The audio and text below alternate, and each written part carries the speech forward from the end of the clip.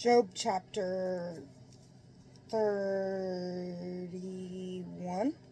I made a covenant with my eyes not to gaze upon a virgin. What portion comes from God above? What heritage from the Almighty on high? Is it not calamity for the unrighteous, and woe for evildoers? Does he not see my ways and number all my steps? If I have walked in falsehood, and my foot is hastened to deceit, let God weigh me in the scales of justice. Thus will he know my innocence.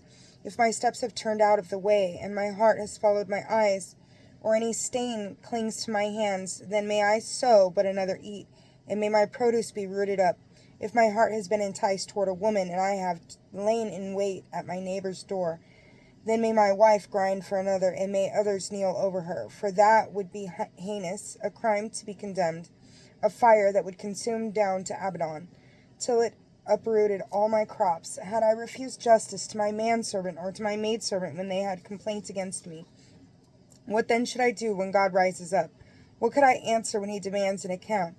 Did not he who made me in the belly make him? Did not the same one fashion us in the womb? If I have denied anything that the poor desired, or allowed the eyes of the widow to languish, which, while I ate my portion alone, with no share in it for the fatherless, though like a father he has reared me from my youth, guiding me even from my mother's womb. If I have seen a wanderer without clothing, or a poor man without covering, whose limbs have not blessed me when warmed with the fleece of my sheep, if I have raised my hand against the innocent, because I saw that I had supporters at the gate, then may my arm fall from the shoulder, my forearm be broken at the elbow, for I dread calamity from God, and his majesty will overpower me. Had I put my trust in gold, or called fine gold my security, or had I rejoiced that my wealth was great, or that my hand had acquired abundance, had I looked upon the light as it shone, or the moon in the splendor of its progress, and had my heart been secretly enticed to blow them a kiss with my hand, this too would be a crime for condemnation. For I should have denied God above, had I rejoiced at the destruction of my enemy, or exulted when evil came upon him, even though I had not allowed my mouth to sin by invoking a curse against his life. Had not the men of my tent exclaimed, who has not been filled with his meat? No stranger lodged in the street, for I opened my door to wayfarers. Had I, all too human, hidden my sins and buried my guilt in my bosom, because I feared the great multitude, and the scorn of the clans terrified me, then I should have remained silent and not come out of doors. Oh, that I had one to hear my case! Here is my signature. Let the Almighty answer me. Let my accuser write out his indictment. Surely I should wear it on my shoulder, or put it on me like a diadem. Of all my steps I should give him an account. Like a prince I should present myself before him. If my land has cried out against me till its furrows wept together, if I have eaten its strength without payment and grieved the hearts of its tenants, then let the thorns grow instead of wheat, and stinkweed instead of barley. The words of Job are ended. Elihu's speeches, chapter 32. When the three men ceased to answer Job, because in his own eyes he was in the right, but the anger of Elihu, son of Barashel, the Buzite of the clan of Ram, was kindled, he was angry with Job for considering himself rather than God to be in the right. He was angry also with the three friends, because they had not found a good answer and had not condemned Job. But since these men were older than he, Elihu bided his time before addressing Job. When, however, Elihu saw that there was no reply in the mouths of the three men, his wrath was inflamed. So Elihu, son of Barashel, the Buzite, answered and said, I am young, and you are very old. Therefore I held back and was afraid to declare to you my knowledge. I thought days should speak, and many years teach wisdom. But there is a spirit in human beings, the breath of the Almighty, that gives them understanding. It is not those of many days who are wise, nor the aged who understand the right. Therefore I say, listen to me. I also will declare my knowledge. Behold, I have waited for your words, have given ear to your arguments as you searched out what to say. Yes, I followed you attentively. And look, none of you has convicted Job. Not one could refute his statements. So do not say we have met wisdom. God can vanquish him, but no mortal. For had he addressed his words to me, I would not then have answered him with your words. They are dismayed. They make no more reply. Words fail them. Must I wait?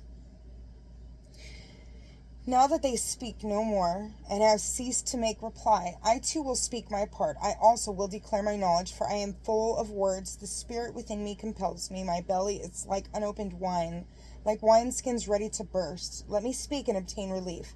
Let me open my lips and reply. I would not be partial to anyone, nor give flattering titles to any. For I know nothing of flattery. If I did, my Maker would soon take me away. Job chapter 33.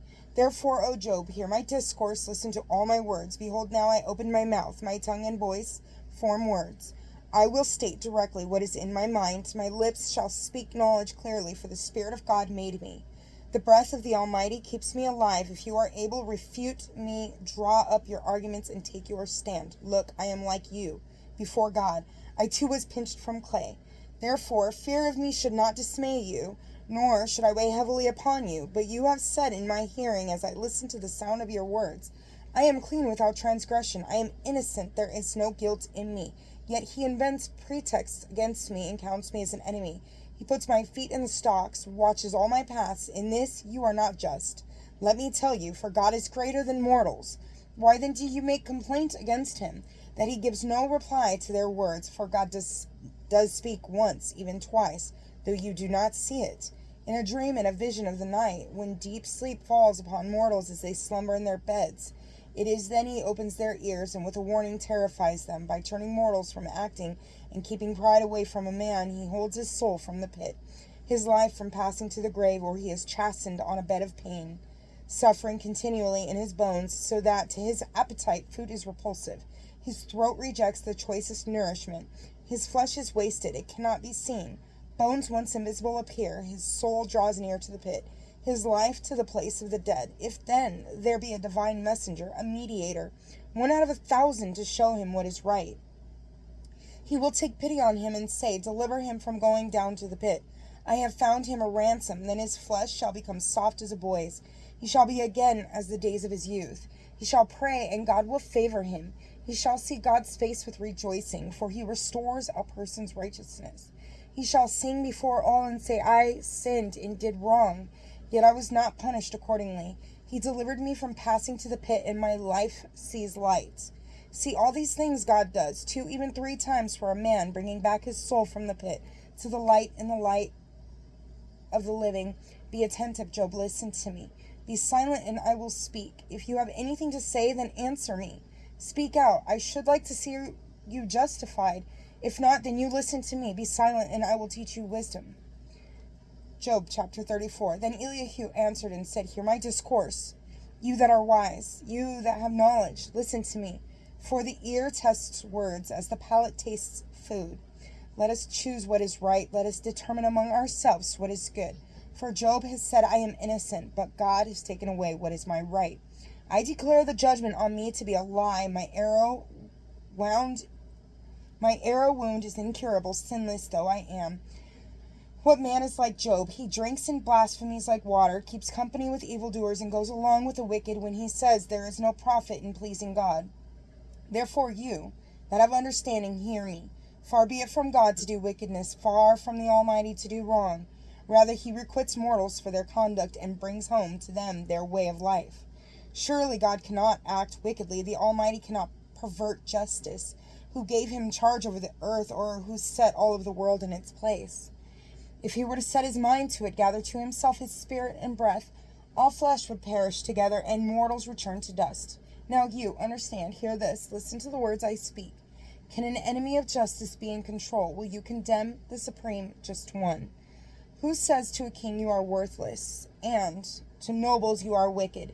Who neither favors the person of princes, nor respects the rich more than the poor? For they are all the work of his hands. In a moment they die, even at midnight. People are shaken and pass away. The powerful are removed without lifting a hand. For his eyes are upon our ways, and all our steps he sees. There is no darkness so dense that evildoers can hide in it. For no one has God set a time to come before him in judgment. Without inquiry he shatters the mighty, and appoints others in their place. Thus he discerns their works. Overnight they are crushed. Where the wicked are, he strikes them, in a place where all can see. Because they turned away from him and did not understand his ways at all, and made the cry of the poor reach him, and that he heard the cry of the afflicted. If he is silent, who then can condemn? If he hides his face, who then can behold him? Whether nation or individual, let an impious man not rule, nor those who ensnare their people. Should anyone say to God, I accept my punishment, I will offend no more. What I cannot see, teach me. If I have done wrong, I will do so no more. Would you say that God must punish? When you are disdainful? It is you who must choose, not I. Speak therefore what you know. Those who understand will say to me, all the wise who hear my views. Job speaks without knowledge. His words make no sense. Let Job be tested to the limit, since his answers are those of the impious. For he is adding rebellion to his sin by brushing off our arguments and addressing many words to God.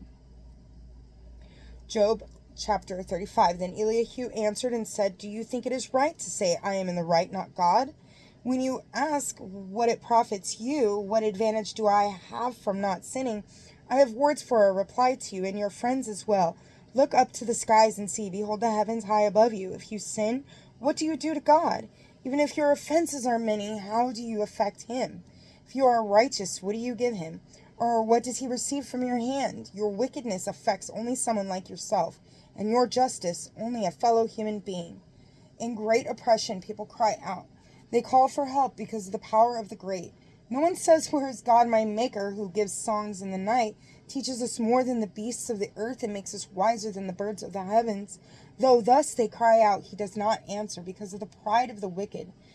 But it is idle to say God does not hear, or that the Almighty does not take notice, even though you say you take no notice of it.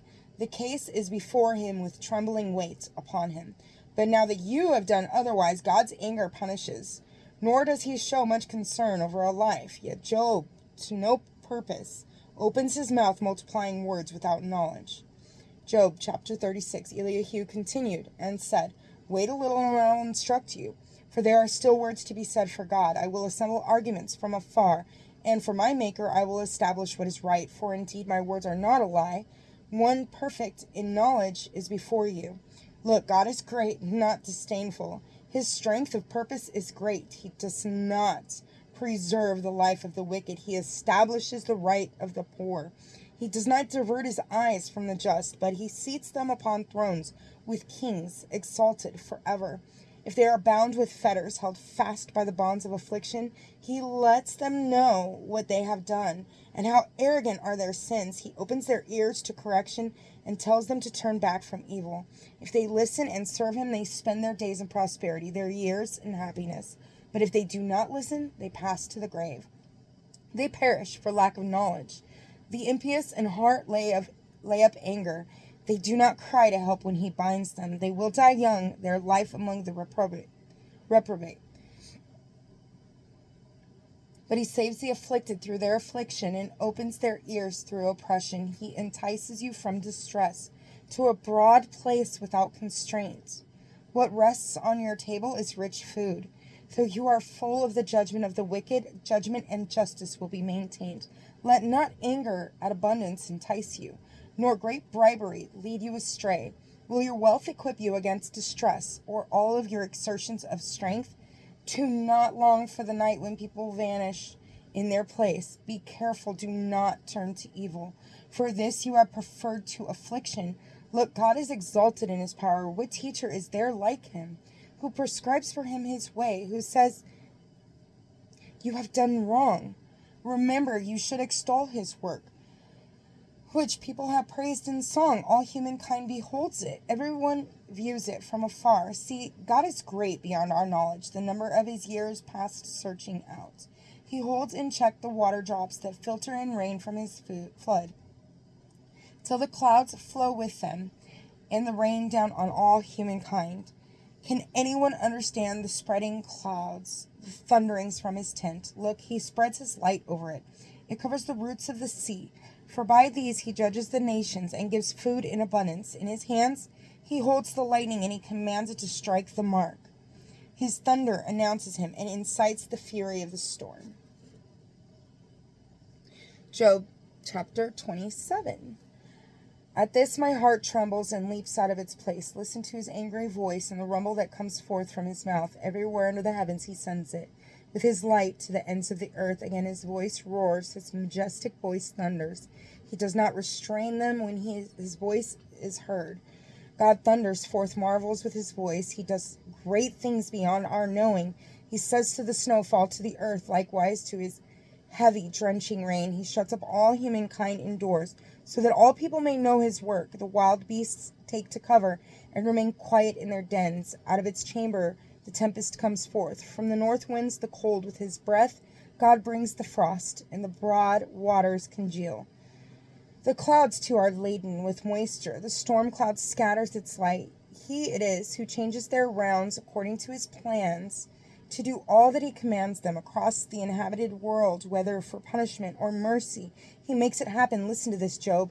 Stand and consider the marvels of God. Do you know how God lays his command upon them and makes the light shine forth from his clouds? Do you know how the clouds are banked, the marvels of him who is perfect in knowledge? You who swelter in your clothes, when calm lies over the land from the south, can you with him spread out the firmament of the skies, hard as a molten mirror? Teach us then what we shall say to him. We cannot for the darkness make our plea. Will he be told about it when I speak? Can anyone talk when he is being destroyed? Rather it is as the light that cannot be seen, while it is obscured by the clouds, till the wind comes by and sweeps them away. From Zaphon the golden splendor comes, surrounding God's awesome majesty. The Almighty, we cannot find him. Preeminent in power and judgment, abundant in justice, who never oppresses. Therefore people fear him. None can see him, however wise their hearts. The Lord and Job meet. Job chapter 38. Then the Lord answered Job out of the storm and said, who is this who darkens counsel with words of ignorance? Gird up your loins now like a man. I will question you, and you tell me the answers. Where were you when I founded the earth? Tell me. If you have understanding, who determined its size? Surely you know.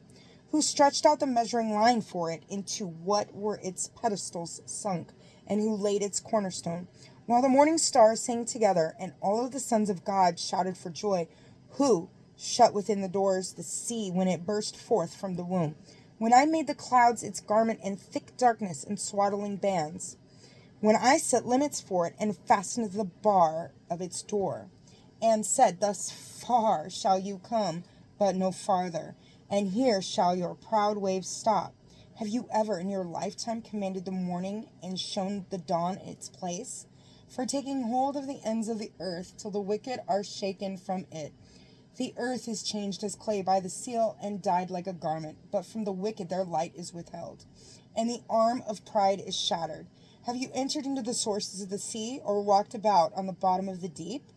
Have the gates of death been shown to you, or have you seen the gates of darkness? Have you comprehended the breadth of the earth? Tell me, if you know it all, what is the way to the dwelling of light and darkness? Where is its place, that you may take it to its territory, and know the paths to its home? You know, because you were born then, and the number of your days is great.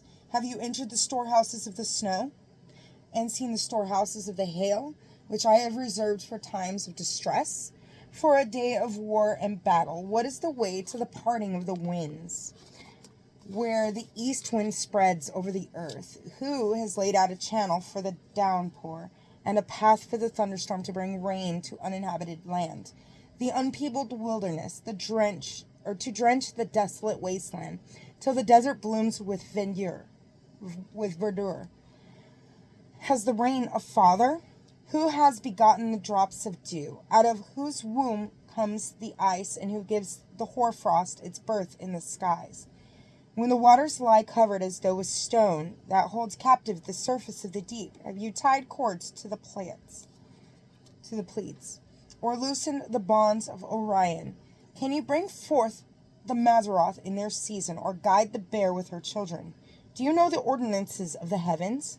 Can you put into effect their plan on the earth? Can you raise your voice to the clouds, for them to cover you with a deluge of waters? Can you send forth the lightnings on their way, so that they say to you, here we are? Who gives wisdom to the breeze, to the ibis, and gives the rooster understanding? Who counts the clouds with wisdom? Who tilts the water jars of heaven, so that the dust of earth is fused into a mass, and its clods stick together? Do you hunt the prey for the lion, or appease the hunger of young lions? While they crouch in their dens or lie in ambush in the thicket, who provides nourishment for the raven when its young cries out to God, wandering about without food? Job chapter 39. Do you know when mountain goats are born, or watch for the birth pangs of deer? Number the months that they must fulfill, or know when they give birth. When they crouch down and drop their young, when they deliver their progeny, their offspring thrive and grow in the open. They leave and do not return. Who has given the wild donkey his freedom? And who has loosed the wild ass from bonds? I have made the wilderness his home, and the salt flats his dwelling. He scoffs at the uproar of the city, hears no shouts of a driver. He ranges the mountains for pasture and seeks out every patch of grain. Will the wild ox consent to serve you, or pass the nights at your manger? Will you bind the wild ox with a rope in the furrow, and will he plow the valleys after you? Will you depend on him for his great strength, and leave to him the fruits of your toil? Can you rely on him to bring in your grain and gather in the yield of your threshing floor? The wings of the ostrich flap away. Her plumage is lacking in feathers. When she abandons her eggs on the ground and lets them warm in the sand, she forgets that a foot may crush them, that the wild beast may trample them. She cruelly disowns her young, and her labor is useless. She has no fear, for God has withheld wisdom from her and given her no share in understanding. Yet when she spreads her wings high, she laughs at a horse and rider. Do you give the horse his strength and cloth his neck with a mane? Do you make him quiver like a locust, while his thunderous snorting spreads terror? He paws the valley, he rejoices in his strength, and charges into battle. He laughs at fear and cannot be terrified. He does not retreat from the sword. Around him rattles the quiver, flashes the spear and the javelin. Frenzied and trembling, he devours the ground. He does not hold back at the sound of the trumpet. At the trumpet's call, he cries, Aha! Even from afar, he scents the battle, the roar of the officers and the shouting. Is it by your understanding that the hawk soars, that he spreads his wings toward the south? Does the eagle fly up at your command to bring his nest up high? On a cliff he dwells and spends the night on the spur of cliff or fortress. From there he watches for his food. His eyes behold it afar off. His young ones greedily drink blood. Where the slain are, there he is. Job chapter 40. The Lord then answered Job and said, Will one who argues with the Almighty be corrected? Let him who would instruct God give answer. And Job answered the Lord and said, Look, I am of little account. What can I answer you? I put my hand over my mouth. I have spoken once. I will not reply twice, but I will do so no more. Then the Lord answered Job out of the storm and said, Gird up your loins now like a man. I will question you, and you tell me the answers. Would you refuse to acknowledge my right? Would you condemn me that you may be justified? Have you an arm like that of God, or can you thunder with a voice like his? Adorn yourself with grandeur and majesty, and clothe yourself with glory and splendor. Let loose the fury of your wrath. Look at everyone who is proud, and bring them down. Look at everyone who is proud, and humble them. Tear down the wicked in their place. Bury them in the dust together. In the hidden world imprison them. Then will I too praise you, for your own right hand can save you. Look at Behemoth, whom I made along with you, who feeds on grass like an ox. See the strength in his loins, the power in the sinews of his belly. He carries his tail like a cedar. The sinews of his thighs are like cables. His bones are like tubes of bronze. His limbs are like iron rods. He is the first of God's ways. Only his maker can approach him with a sword. For the mountains bring him produce, and all wild animals make sport there. Under lotus trees he lies, in coverts of the reedy swamp. The lotus trees cover him with their shade. All about him are the poplars and the wadi. In the river grows violent, he is not disturbed. He is tranquil though the Jordan surges about his mouth. Who can capture him by his eyes or pierce his nose with a trap? Can you lead Leviathan about with a hook? Or tie down his tongue with a rope? Can you put a ring in his nose or pierce through his cheek with a calf?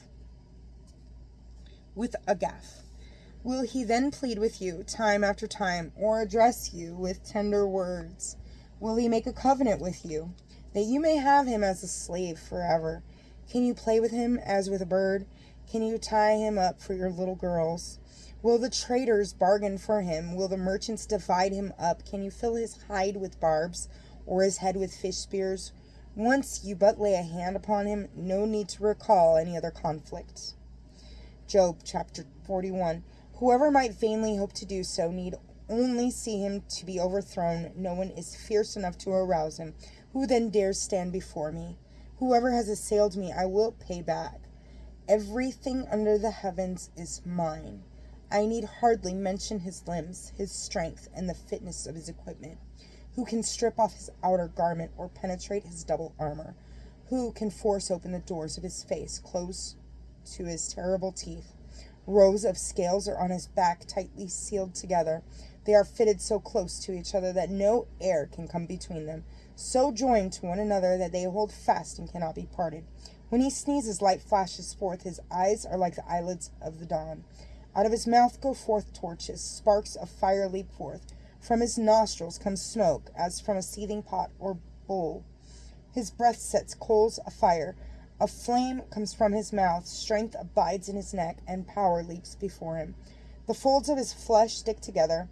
It is cast over him and immovable. His heart is cast as hard as stone, cast as the lower millstone. When he rises up, the gods are afraid. When he crashes down, they fall back. Should a sword reach him, it will not avail, nor will spear, dart, or javelin. He regards iron as chaff and bronze as rotten wood. No arrow will put him to flight. Sling stones used against him are but straw. Clubs he regards as straw. He laughs at the crash of the spear. Under him are sharp pottery fragments, spreading a threshing sledge upon the mire. He makes the depths boil like a pot. He makes the sea like a perfume bottle. Behind him he leaves a shining path. You would think the deep had white hair. Upon the earth there is none like him. He was made fearless. He looks over all who are haughty. He is king over all proud beasts. Job chapter 42. Then Job answered the Lord and said, I know that you can do all things, and that no purpose of yours can be hindered.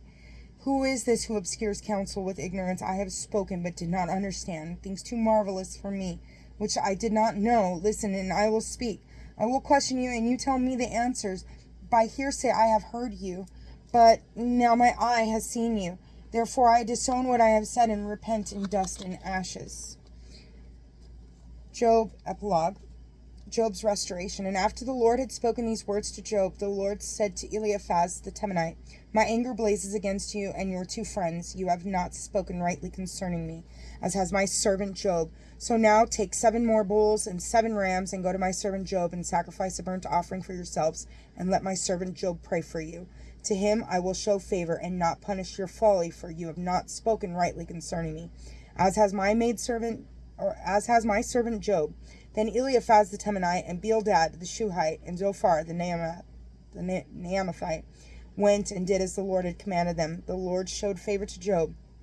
The Lord also restored the prosperity of Job after he had prayed for his friends. The Lord even gave to Job twice as much as he had before. Then all his brothers and sisters came to him, and all his former acquaintances, and they dined with him in his house. They consoled and comforted him for all of the evil the Lord had brought upon him, and each one gave him a piece of money and a gold ring. Thus the Lord blessed the latter days of Job more than his earlier ones. Now he had 14,000 sheep, 6,000 camels, 1,000 yoke of oxen, and 1,000 sheep donkeys. He also had 7 sons and 3 daughters. The first daughter he called Jeremiah, the second Ketsiah, and the third Haranhapuk. In all the land no other women were as beautiful as the daughters of Job, and their fathers gave them an inheritance among their brothers. After this Job lived 140 years, and he saw his children, his grandchildren, and even his great-grandchildren. Then Job died old and full of years. The word of the Lord. Thanks be to God. And the Father, and the Son, and the Holy Spirit. Amen. God bless you.